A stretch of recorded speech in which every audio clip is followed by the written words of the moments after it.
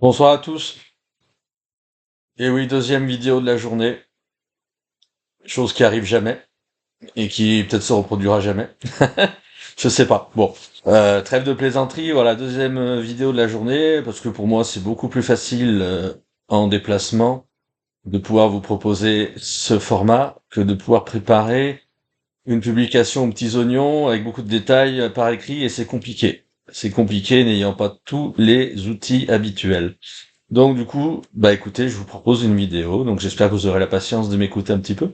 Voilà, pas pour revenir ce coup-ci sur la tornade d'hier, mais pour vous parler des prévisions pour les prochaines heures et pour les prochains jours.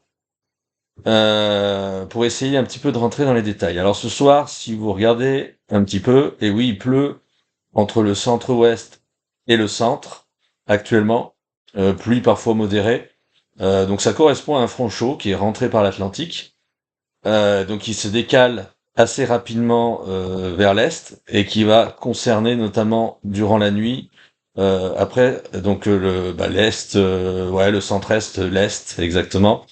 Donc en donnant toujours des bonnes pluies. Et à l'arrière, on regarde à l'arrière de ce front chaud, ce qui se passe, c'est qu'on a donc ce qu'on appelle un secteur chaud hein, derrière, qui s'installe par la façade atlantique. Et on voit, qu'est-ce qu'on voit? On voit quelques impacts de foudre ici ou là, notamment vers le Pays Basque, notamment vers la Charente-Maritime.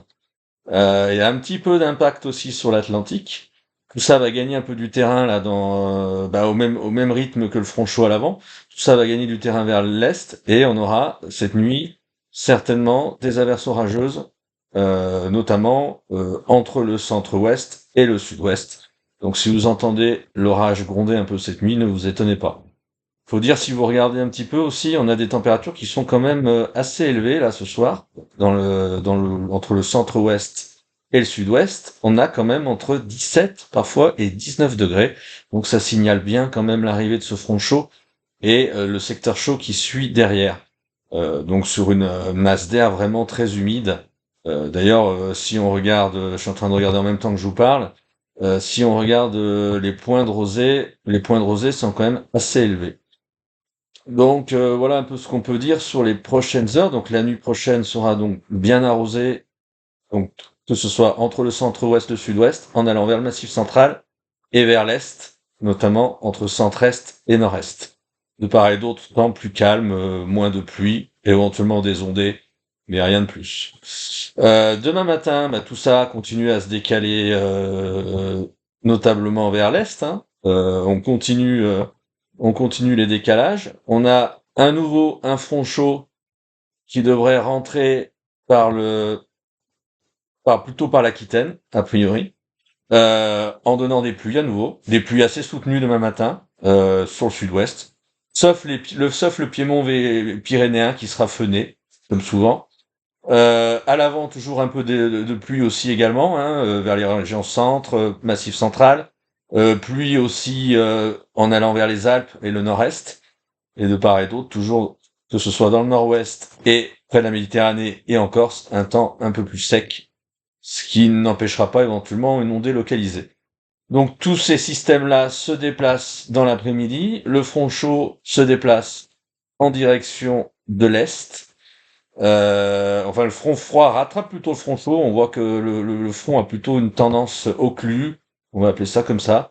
L'après-midi, et donc le front occlus serait plutôt vers l'est du pays. L'après-midi, notamment entre les Alpes et le nord-est.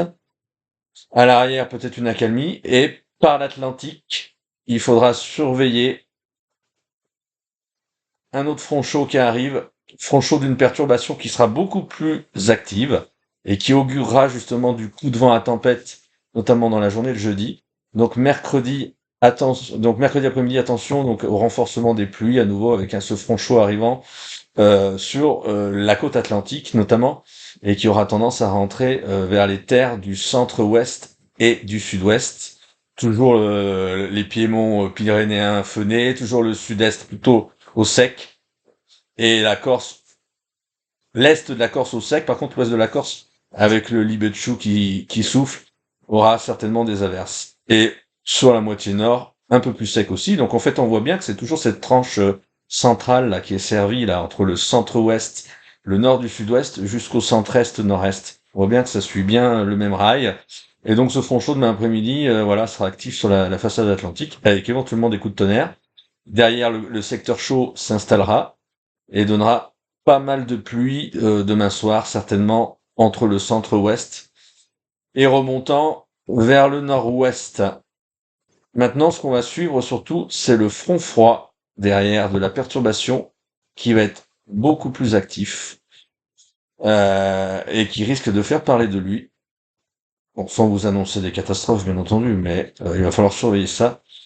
Donc le front froid qui arrivera demain soir par la Bretagne et qui sera très actif en donnant une ligne de grain, notamment éventuellement avec des orages même, des rafales de vent.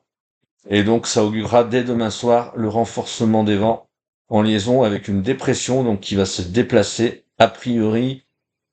Bon, la trajectoire est pas complètement cernée. On a des modèles qui sont plus au sud, d'autres qui sont plus au nord.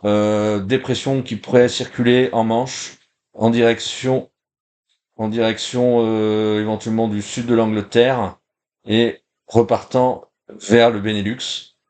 Et donc on peut s'attendre dès demain soir à un renforcement des vents avec le front froid, au passage du front froid sur la Bretagne, vent possible jusqu'à 90, 100, éventuellement 110 km/h.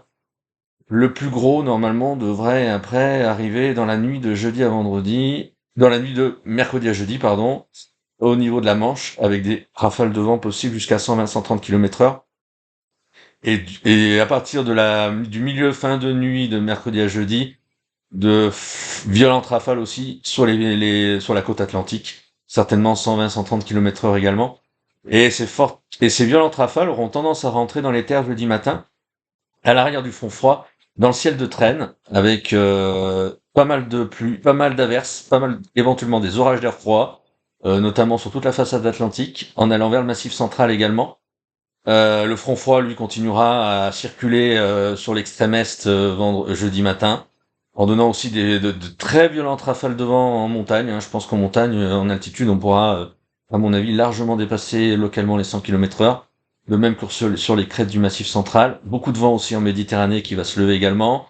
Voilà, je vous donne une fourchette, hein, 120-130 km/h sur les côtes atlantiques, 120-130 km/h possible durant la nuit de mercredi à jeudi, je pense sur les côtes de la Manche.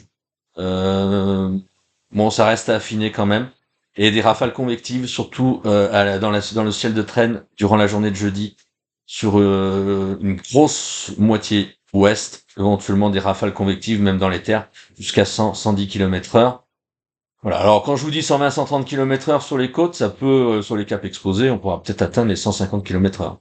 Voilà. Par contre, j'ai un peu de mal à suivre le modèle Arome qui propose des rafales convectives très puissantes et qui me paraît peut-être légèrement surestimé, mais attention, il faudra voir.